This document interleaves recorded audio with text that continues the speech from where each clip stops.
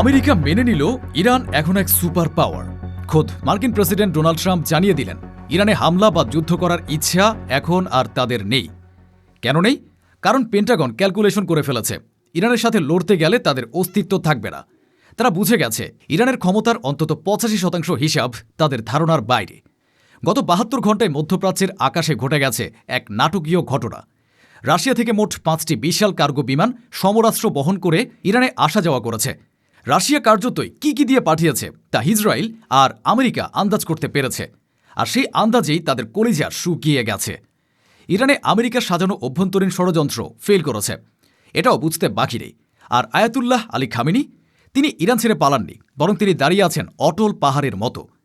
Unofficially বা গোপন সূত্রে খবর, ইরানের কাছে নিউক্লিয়ার বোমা আছে 10 থেকে 11টি, অর্থাৎ ইরান অলরেডি নিউক্লিয়ার ক্ষমতা অর্জন করে ফেলেছে। প্লাজমা ক্ষেপণাস্ত্রের ব্যাপারে ইরান ঘোষণা দিয়েছে। নিউক্লিয়ার ঘোষণা না দিলেও বিশ্ব জানে আসল সত্যটা কি।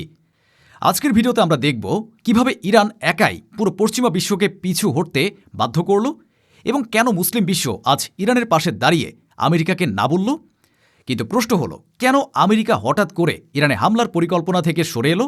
তারা কি নিশ্চিত হয়েছে যে ইরানের হাতে ইতিমধ্যেই 10 থেকে 11টি নিউক্লিয়ার বোমা আছে? প্লাজমা মিসাইলের ঘোষণা কি তবে সত্য?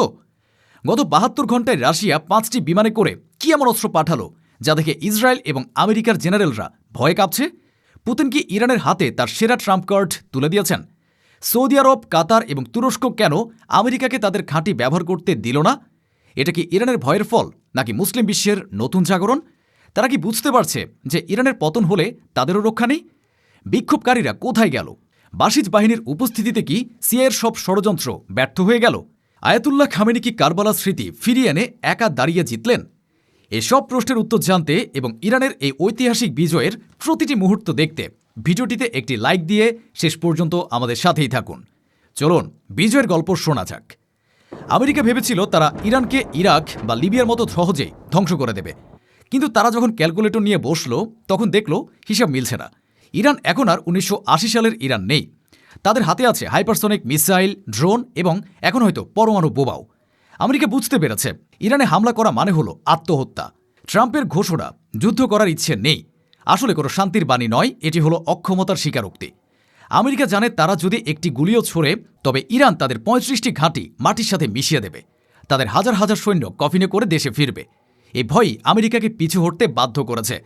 গত 3 দিনে রাশিয়া এবং ইরানের মধ্যে এক অবিশ্বাস্য এয়ারলিফট দেখা গেছে। রাশিয়ার 5টি বিশাল কার্গো বিমান তেহরানে নেমেছে এবং ফিরে গেছে। এই বিমানগুলোতে কি ছিল? ইসরায়েলি গোয়েন্দারা ধারণা করছে এতে ছিল অত্যাধুনিক S-400 বা S-500 missile defence system, Sukhoi 35 যুদ্ধ বিমানের যন্ত্রাংশ এবং হয়তো এমন কিছু যা বিশ্ব আগে দেখেনি। রাশিয়া ইরানকে এমনভাবে সজ্জিত করছে যাতে আমেরিকা আকাশ পথেও সুবিধা করতে না পারে। ইসরায়েল বুঝতে পারছে ইরানের আকাশ এখন দুর্ভেদ্য। রাশিয়ার এই সাহায্য প্রমাণ করে মস্কো এবং তেহরান এখন এক দেহ এক প্রাণ। তবে রাশিয়ার ওই 5টি কার্গো বিমানে শুধু অস্ত্রই ছিল না।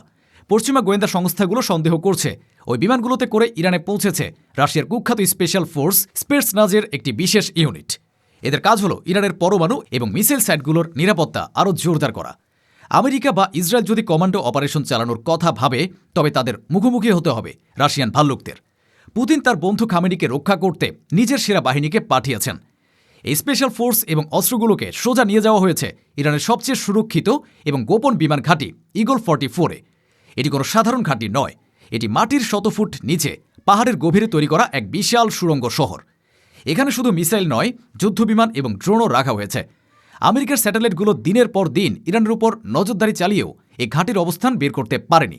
এখন রাশিয়ার সুখোই 35 বিমানগুলো এই মাটির নিচের রানওয়ে থেকেই উড্ডয়ন করবে। ইসরায়েলের গোয়েন্দা সংস্থা মোসাদ কিছুদিন আগে এই ঘাঁটির তথ্য চুরি করার জন্য একটি সুইসাইড স্কোয়াড বা আত্মঘাতী দল পাঠিয়েছিল, কিন্তু ইরানের কাউন্টার ইন্টেলিজেন্স বা রাশিয়ার স্পেটসনাস মিলে সেই দলকে এমনভাবে ঘিরে ফেলে তাদের পালানোর কোনো পথ ছিল না। মোসাদের সেই মিশনটি ছিল তাদের ইতিহাসের অন্যতম বড় ব্যর্থতা। তেল আবিব এখন জানে ইরানে ঢোকা সহজ, কিন্তু সেখান থেকে তথ্য নিয়ে ফেরা অসম্ভব। রাশিয়া ইরানকে একটি বড় উপহার দিয়েছে, ইলেকট্রনিক ওয়ারফেয়ার বা EW সিস্টেম। এর নাম মুরমানস্ক BN। এই সিস্টেমটি 5000 কিলোমিটার ব্যাসার্ধের মধ্যে শত্রুর যোগাযোগ ব্যবস্থা সম্পূর্ণ অচল করে দিতে পারে। আমেরিকা যদি তাদের বিমানবাহী রণতরী থেকে কোনো বিমান ওড়ায় তবে এই সিস্টেমের কারণে পাইলটরা তাদের কমান্ড সেন্টারের সাথে যোগাযোগ হারিয়ে ফেলবে, তাদের GPS কাজ করবে না। রাডার অন্ধ হয়ে যাবে। আমেরিকার 5th ফ্লিটের কমান্ডাররা এখন ভয়ে আছেন যে ইরান যদি এই সিস্টেম চালু করে তবে পারস্য উপসাগরে তাদের জাহাজগুলো সিটিং ডাক বা ভাসমান পুতুলে পরিণত হবে। রাশিয়ার এই প্রযুক্তিগত সহায়তা ইরানকে সামরিক দিক থেকে এক নতুন উচ্চতায় নিয়ে গেছে। ইরান এখন আর শুধু মিসাইল ছোড়ে না, তারা শত্রুর চোখ এবং কানও নষ্ট করে দিতে পারে। আমেরিকা বুঝতে পারছে তারা এক অসম যুদ্ধের মুখোমুখি, যেখানে প্রযুক্তির লড়াইয়ে ইরান এবং রাশিয়া তাদের চেয়ে এক ধাপ এগিয়ে আছে। ইরানের হাতে 10 থেকে 11টি নিউক্লিয়ার বোমা আছে। এই তথ্যটি আমেরিকার পিছু হটার মূল কারণ। আনঅফিসিয়ালি বা অনানুষ্ঠানিকভাবে এটি এখন ওপেন সিক্রেট। ইরান হয়তো ঘোষণা দেয়নি, কিন্তু তাদের আচরণ প্রমাণ করে যে তাদের হাতে ডেডলি ডিটারেন্স আছে। আমেরিকা জানে পারমাণবিক শক্তিধর দেশের সাথে যুদ্ধ করা যায় না। এর সাথে যুক্ত হয়েছে প্লাজমা ক্ষেপণাস্ত্র। ইরান ঘোষণা দিয়েছে তারা প্লাজমা প্রযুক্তির মিসাইল তৈরি করেছে। এই মিসাইলগুলো এত দ্রুত এবং এত উত্তপ্ত হয় যে কোনো রাডার বা মিসাইল ডিফেন্স সিস্টেম একে ছুঁতে পারে না। এটি যুদ্ধের নিয়ম বদলে দিয়েছে। সবচেয়ে ভালো লাগার বিষয় হল মুসলিম দেশগুলোর ভূমিকা। সৌদি আরব, কাতার এবং তুরস্ক সবাই একযোগে ভেটো দিয়েছে। তারা আমেরিকাকে সাফ জানিয়ে দিয়েছে আমাদের মাটি ব্যবহার করে ইরানে হামলা করা যাবে না। কেন তারা এটা করল? কারণ ইরান স্ট্র্যাটেজিক্যালি বা কৌশলগতভাবে আগেই তাদের হুমকি দিয়েছিল।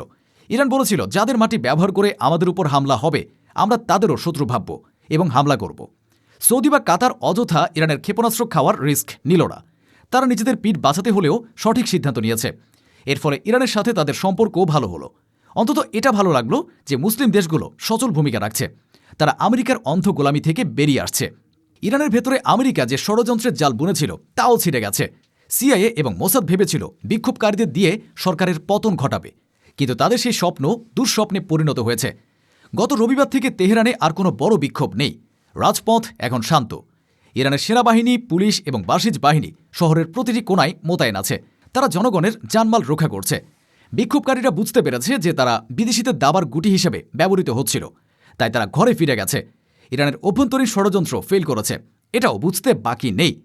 আয়াতুল্লাহ আলী খামেনি প্রমাণ করেছেন তিনি কে। তিনি ইরান ছেড়ে পালাননি, কোনো বাংকারে লুকাননি। তিনি দাঁড়িয়েছিলেন দেয়াল হয়ে, ঠিক যেভাবে তার পূর্বপুরুষরা দাঁড়িয়েছিল খন্দকে, খয়বরে, উহুদে, সিফিনে এবং কারবালায়। ইমাম হোসেন রাদিয়াল্লাহু তাআলা আনহু কারবালায় একা দাঁড়িয়েছিলেন সত্যের পক্ষে, অন্যায়ের বিরুদ্ধে। আজ খামেনিও একা দাঁড়িয়ে আছেন আমেরিকার বিরুদ্ধে। তিনি জানেন হকের পথে থাকলে সংখ্যা কোনো ব্যাপার না। তার এই ইমানি শক্তি ইরানি জাতিকে এক করেছে। তিনি আধুনিক যুদ্ধের এক জীবন্ত কিংবদন্তি। আমেরিকা এখন হতাশ। তারা দেখছে তাদের সব কার্ড ফেল করেছে। নিষেধাজ্ঞা কাজ করেনি, সাইবার হামলা কাজ করেনি, প্রক্সি যুদ্ধ কাজ করেনি। ইরান এখন ব্রিক্সের সদস্য, সাংহাই কোঅপারেশনের সদস্য। তাদের সাথে আছে চীন এবং রাশিয়া। আমেরিকা বুঝতে পারছে তাদের এক মেরু বিশ্বের দিন শেষ। ইরান সুপার পাওয়ার হিসেবে আবির্ভূত হয়েছে। তাদের প্রযুক্তি, তাদের কূটনীতি এবং তাদের সাহস সবই এখন বিশ্বমানের। আমেরিকা আজ ইরানের কাছে হার মেনেছে। প্রিয় দর্শক, পশ্চিমা বিশ্ব পিছিয়েছে, কারণ তারা বুঝেছে ইরান ভাঙার সাধ্য তাদের নেই। ইরান আজ সুপার পাওয়ার। হে আয়াতুল্লাহ, আপনি এভাবেই দাঁড়িয়ে থাকুন দেয়াল হয়ে। আপনাকেও একা দাঁড়িয়ে থাকা লাগবে শেষ দিন পর্যন্ত, ঠিক যেমন আপনার পূর্বপুরুষ কারবালাতে একাই দাঁড়িয়েছিলেন। আপনার এই দাঁড়ানোই উম্মার শক্তি। আপনারা কি মনে করেন ইরানের এই বিজয় কি মুসলিম বিশ্বের জন্য গর্বের? আমেরিকা কি আর কখনো ইরানের নাক গলাবে? কমেন্টে আপনাদের মূল্যবান মতামত জানান। ভিডিওটি ভালো লাগলে লাইক দিন এবং শেয়ার করে বিশ্বকে জানিয়ে দিন এই ঐতিহাসিক বিজয়ের কথা। দেখা হবে পরবর্তী ভিডিওতে। ধন্যবাদ।